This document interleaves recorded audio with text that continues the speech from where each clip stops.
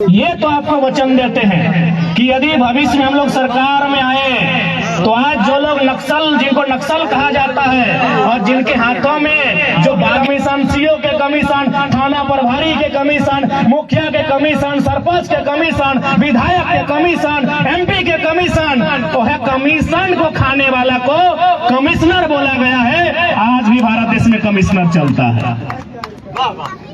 अरे अंग्रेजों की व्यवस्था कलेक्टर चलता है, अंग्रेजों की व्यवस्था कमिश्नर चलता है, तो 1932 का खतियान भी चलना चाहिए। जब कलेक्टर यानी डीसी और कमिश्नर जब किसान से चंदा वसूली करता था, किसान को मारता पीटता था, उसका अनाज को कब्जा करता था, उसके घर में, उसके खेतों में जो अनाज उगता था या फिर जो भी उसका सोना चांदी होता था उसको कलेक्ट करता था, तो दो चार को किसान हुरमुट होता था, मारता पीटता था। यानी कलेक्टर को मारता पीटता था, कमिश्नर को मारता पीटता था। इन लोग बोला देखिए सब काम हमसे नहीं होगा, दो चार को किसान हुरमुट है, इन लोग लाठी डंडा से लड़ने लगता है। बोला टेंशन मत लो, हम लोग एक व्यवस्था बनाएंगे जो कलेक्टर और कमिश्नर की रक्षा करेगा, उसको पुलिस बोला गया। बात बता चुके, यहाँ राजमिस्त्री के काम तो नहीं कर रहा ना, तो चबूतरा बनने में पैसा ज्यादा खर्चा होता है कि पीएम आवास बनेगा। पीएम आवास, लेकिन पीएम आवास के दाम कितना हो, 1,40,000 और चबूतरा के दाम हो 2.5 लाख का है ना। पीएम आवास जनता के बना है, चबूतरा तो जंगलों में बना है, सब बीडीओ सीओ के घर में कमीशन रहो। चूंकि इस बात के तो नहीं माना, आज अगर झारखंड में अन्याय शोषण नहीं रहता तो हमने कल पढ़े लिखे वाला गिरस सब यहाँ तक ना आए। आज अगर हमने यहाँ तक गए अपन पहचान बना लिए तो कहीं ना कहीं झारखंड के साथ जो अन्याय जुल्म हल है और हिसाब में रहा। आज तो वीडियो के माध्यम से, फेसबुक के माध्यम से तो नहीं देखा लगा, अगर कोई कोलियरी साइड में अगर जीएम के दफ्तर में हमने ढुकाए तो जीएम बाप कर उठा है, बिना पद में, बिना पावर में। तो सोच के रखा जल्दी, अगर हमने दिल्ली या रांची तक पहुंच लिए। अब एक सवाल है बना है, बहुत कई कराई चेंगड़ा सब की करते हैं, ज्यादा करे जरूरत ना हमने, बस ढंग से काम चलाना है। अभी उदाहरण के लिए, अभी जिस माचा में हमने खड़ा है, माचा बोला है, कोई मंच बोला है, कोई स्टेज बोला है, गांव में देखिए वो चबूतरा भी इसने सरकारी फंड से हुआ है। चबूतरा बना है ना एक, अच्छा याद हो चबूतरा के सरकारी रेट कितना है, याद हो? 2,55,000। दादा देख ले हो कहीं, यानी एक चबूतरा इतने हाइट रहा है, इतने मटेरियल लगा है, 2,55,000। अच्छा पीएम आवास जो मिला है और रेट कितना है? 1,40,000। अच्छा एक बात बता चुके, यहाँ राजमिस्त्री के काम तो नहीं कर रहा ना, तो चबूतरा बनने में पैसा ज्यादा खर्चा होता है कि पीएम आवास बनेगा। पीएम आवास, लेकिन पीएम आवास के दाम कितना हो, 1,40,000 और चबूतरा के दाम हो 2.5 लाख का है ना। पीएम आवास जनता के बना है, चबूतरा तो जंगलों में बना है, सब बीडीओ सीओ के घर में कमीशन रहो। तो बस केवल हमने ऊपर कमीशन के रोक दिया जाता है, और घोटाला के अगर रोक दिया जाता है तो उस पैसा के हमने कोई योजना में, कोई अस्पताल बनवे में, कोई विद्यालय बनवे में, कोई उद्योग की स्थापना करे में खर्चा कर सकल है कि नहीं, सीधा बताओ। अभी मान के चल तो नहीं सुन लिया कि जितना भी हमनी के मंत्री हो अपनी के 67 करोड़ में घर बन लो, तो 67 के तनी गुना भाग करे खातिर हम 72 कर दे, 72 के 24 से डिवाइड कर देगा, 24 को जिला है, यानी 24 के 24, 24 दूनी 48, 24 दिए 72, यानी एक जिला के 3 करोड़ रुपया मिलता है। तो 3 करोड़ में एगो कोई बड़ा योजना हो सकल है कि नहीं? यानी आइडिया, केवल आपके पास आइडिया होना चाहिए। केवल अगर अपने अपन घर में बने तले, ऐसे भी अपनी जब वोट देले हलिए, आज यदि घर न है तो हमने ईटा बास लेके छाट देख ले कहीं, यानी नीति और नियम। जिस दिन झारखंड के नेता के सही हो जाता है कि झारखंड सबसे खुशहाल प्रदेश है। आज बहुत कोई झारखंड के, जब हमने बात करें 1932 के खतियान की बात करें, तो बहुत सारे लोग बोलते हैं कि भाई ये तो अंग्रेजों के टाइम का कानून है, इसे आप झारखंड में कैसे इम्प्लीमेंट करेंगे? तो एक बात बताइए, भारत के पास भारत का क्या है, क्योंकि इससे पहले हमारे जो नेतृत्व करता थे उनके पास या तो कहिए संविधान की जानकारी या तो फिर कहिए आसपास के इतिहास की जानकारी नहीं थी, इसीलिए सवाल का उत्तर नहीं देते थे। आप मीडिया वाला के पूछे ना, नेशनल मीडिया, हम लोग सवाल का उत्तर देंगे कि यदि 1932 अंग्रेजों का कानून है तो भारत के संविधान में जो प्रियम्बल है वो कहां से लिया गया है? फ्रांस से लिया गया है। हमारा जो मौलिक अधिकार है वो कहां से लिया गया है? अमेरिका से लिया गया है। हमारा जो नीति निर्देशक तत्व है वो कहां से लिया गया है? आयरलैंड से लिया गया है। हमारे पास जो मौलिक कर्तव्य है रूस से लिया गया है। राष्ट्रपति कहां से लिया गया है? संयुक्त राज्य अमेरिका से लिया गया है। आपातकाल कहां से लिया गया है? जर्मनी से लिया गया है। संघीय ढांचा कहां से लिया गया है? कनाडा से लिया गया है। जब इतना चलिए रहा है तो 1932 का खतियान काहे नहीं चलेगा? अरे उतना तो छोड़िए, डीसी को तो सभी जानते हैं, डिप्टी कलेक्टर जो हमारे गिरिडीह में है, देखिए उनसे हमारी कोई शिकायत नहीं, वो झारखंड के ही हमारे बड़े भाई समान है। लेकिन हम एक उदाहरण देंगे कि भाई कलेक्टर कहां से आया है।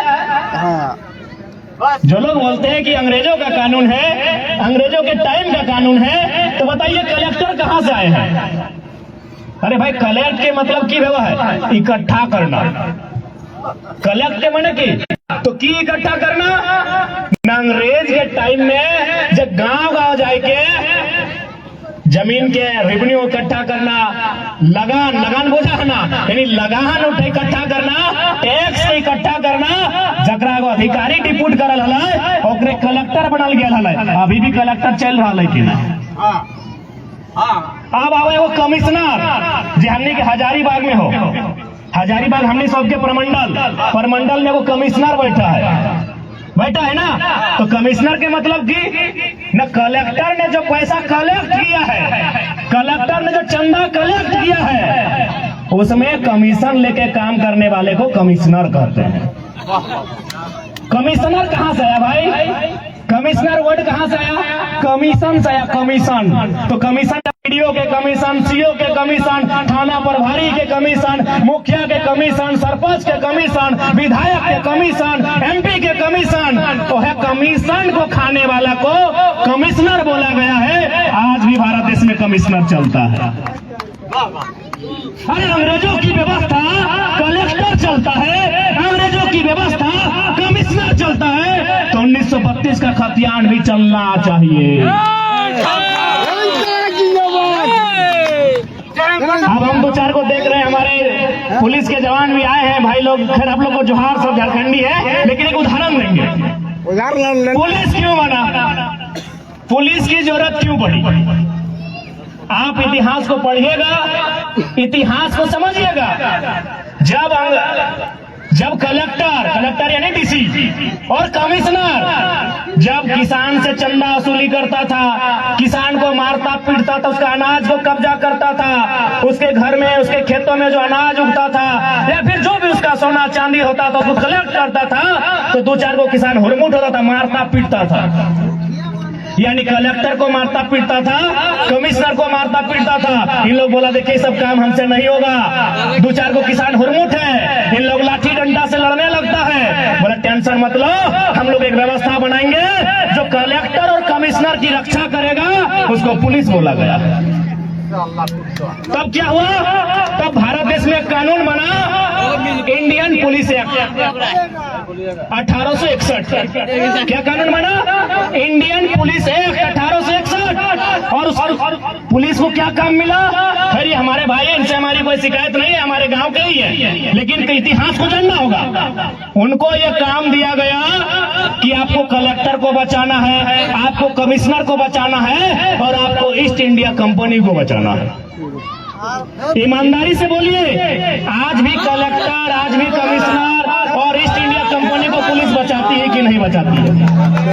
आज की बात कीजिए, आज 150 साल बाद की बात कीजिए। आज जाइए किसी फैक्ट्री में ताला बंद कीजिए, पुलिस पहुंच जाएगी। ईस्ट इंडिया कंपनी मैंने कंपनी, चाहे टाटा की कंपनी रहे, वेदांता की कंपनी रहे, उषा मार्टिन की कंपनी रहे या अडानी की कंपनी रहे, आज वहां आप स्ट्राइक कीजिए, पुलिस पहुंच जाएगी। यानी जो 150 साल पहले अंग्रेजों के टाइम टाइम में जो पुलिस का काम था कि ईस्ट इंडिया कंपनी को बचाना, कलेक्टर को बचाना, कमिश्नर को बचाना, आज वो वही काम करती है कि नहीं? यस या नो?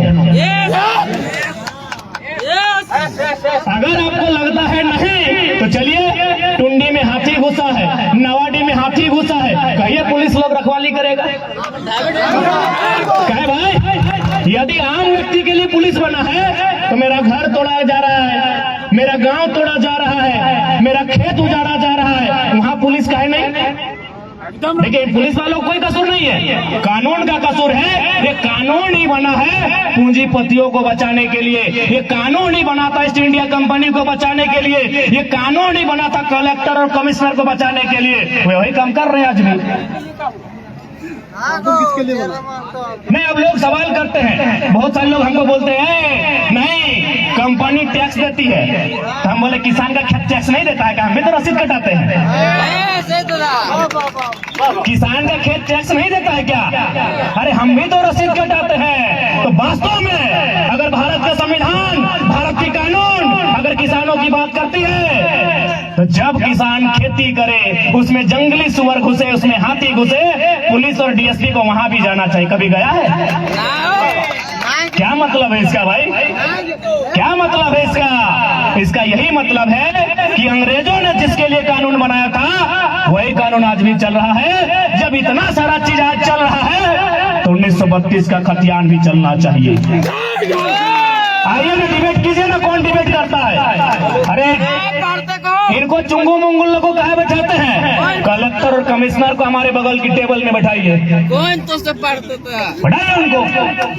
जब सारा नियम अंग्रेजों का चलिए रहा है तो फिर 1932 खतियान काहे नहीं चलेगा? काहे नहीं चलेगा बताइए? क्यों नहीं चलेगा? नहीं इसलिए नहीं चलेगा कि झारखंडियों को लूटना है, यहाँ के कोयले को उत्तर प्रदेश में, बंगाल में, राजस्थान में बेचना है। अभी रास्ता में हम आ रहे थे, गोड्डा से बांग्लादेश एक आदमी, एक बड़े भैया मिले, वो भेल में काम करते। भेल आप समझते हैं ना? भारत सरकार जो आपका बिजली के काम को देखती है, जो आपका थर्मल का जो काम होता है उसको देखती है। उन्होंने हमको बताया कि केटीपीएस कोडरमा में 1000 मेगावाट का बिजली उत्पादन हो रहा है, जिसमें 500 मेगावाट जाएगा दिल्ली को, 300 मेगावाट जाएगा बंगाल को, 200 मिलेगा झारखंड को। इसीलिए 1932 लागू नहीं होने दे रहा है। समझ रहे हैं बात को? हम और आपको क्या चाहिए? 5 किलो चावल चाहिए। हमको आपको क्या चाहिए? हिंदू मुसलमान इंडिया पाकिस्तान चाहिए। और दिल्ली को 500 मेगावाट जाएगा, 300 मेगावाट बंगाल को जाएगा, और झारखंड झुंझुना बजाएगा 200 मेगावाट लेके। जिसका जमीन, जिसका कोयला, जिसका पानी, उसको 200 मेगावाट का बिजली मिलेगा। तो आज ये नेता लोग का हालत काहे खराब है पता है? नहीं नेता नहीं, पढ़ा लिखा है जी, धोती खोल के रख देता है। भैया पता है, मुझे निकाल दीजिए हमको। हमारी बात एक सेक्रेटरी लेवल के आदमी से हो रही थी। हम लोग छोटा बच्चा है मानते हैं, हमारी बात एक सेक्रेटरी समझते हैं ना, आईएएस, तो बात कभी कभी हो जाती है टेलीग्राम में। लोग ऑनलाइन फोन करता है, कुछ जानकारी देता है, झारखंड की भावना है। हम बोले सर एक बात बताइए कि हम लोग के बारे में नेता लोग गंभीर है कि नहीं? बोला देखो बाबू, भले इन लोग को लगता है कि तुम लोग थोड़ा नया है, लेकिन इस बात का डर है कि इन लोग सर धोती खोल दिया है, हम लोग का सारा पोल खोल दिया है, हम लोग को कहीं का नहीं छोड़ा है, मीडिया के सामने कुछ बोलने के लायक नहीं छोड़ा है।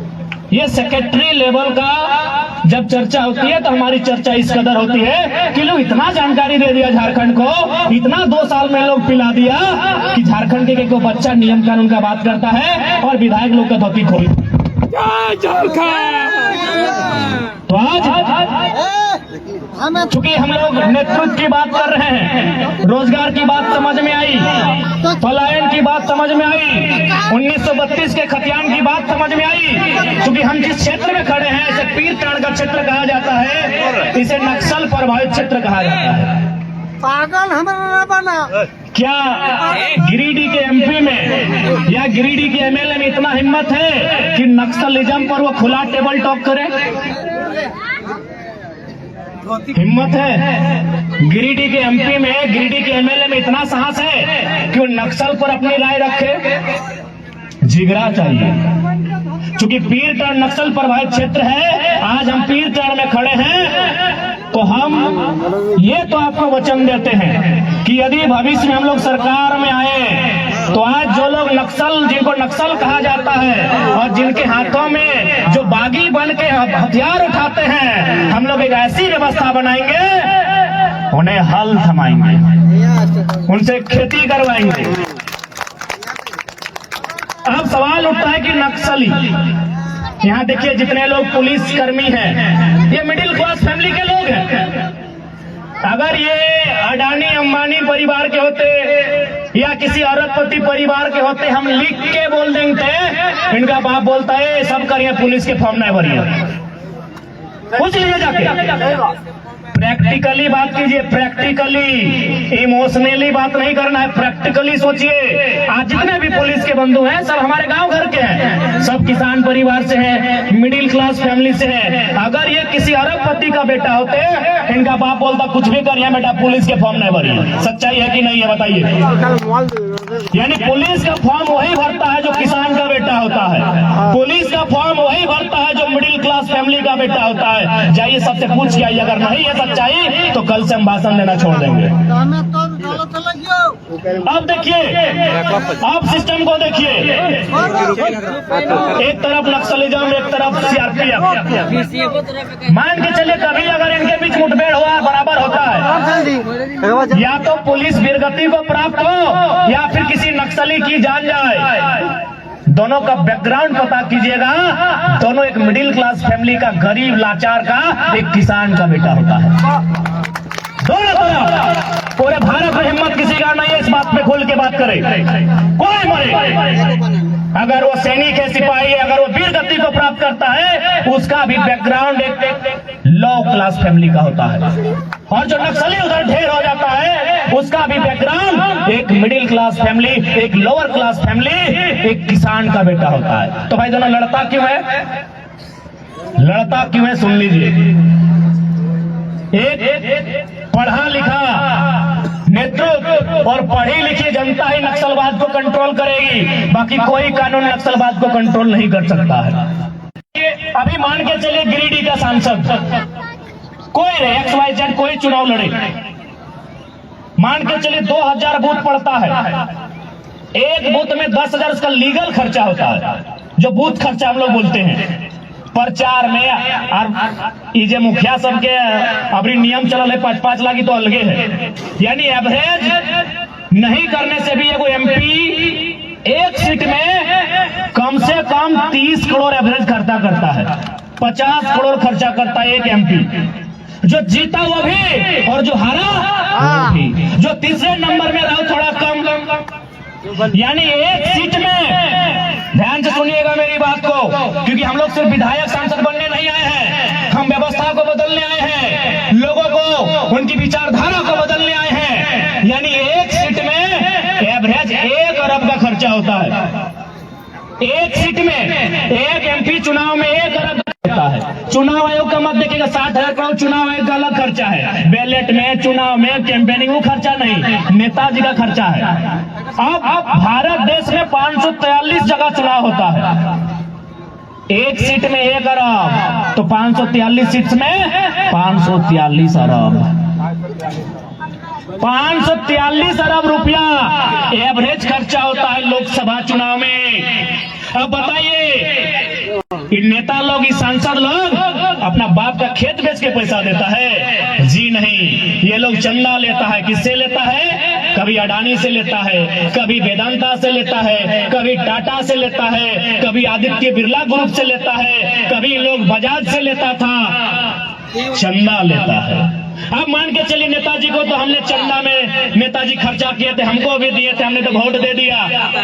अब क्या होगा? जिन्होंने इनको चंदा दिया है वो चंदा कहां से वसूलेंगे? तो अब बोलेंगे हमको फैक्ट्री लगाना है खरपोका में, यहां से लेकर एमयू बनाइए, ये जमीन हमको चाहिए। ये जो परासनाथ का पहाड़ देख रहे हैं, यहाँ चंदन की लकड़ियां पाई जाती है, माइंस के नाम पर हमको दीजिए।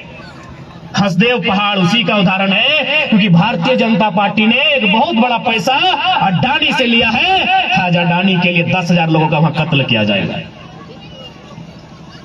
क्या गलत बोल रहे हैं? चलिए सर। यही है नक्सली बनने की कहानी, यही है पीरटाड़ की कहानी, यही है मधुबन की कहानी, यही है मिसिर बेसरा और अजय महतो की कहानी। चलिए हमको बोलने दीजिए, एक सवाल दीजिए हमको।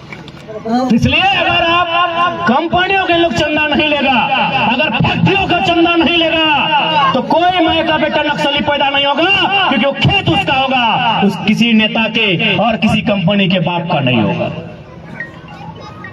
आपको वो दर्दनाक घटना सुना रहे रामगढ़ और पेटरवार का। वहां 3 वो सड़क बना है। एक आदमी, चूंकि सड़क के किनारे 1 लाख जमीन का रेट होता है, आप भी जानते हैं, मोटा मोटी 50 और 1 लाख, 30 लाख में वो जमीन खरीदा। कितना में खरीदा?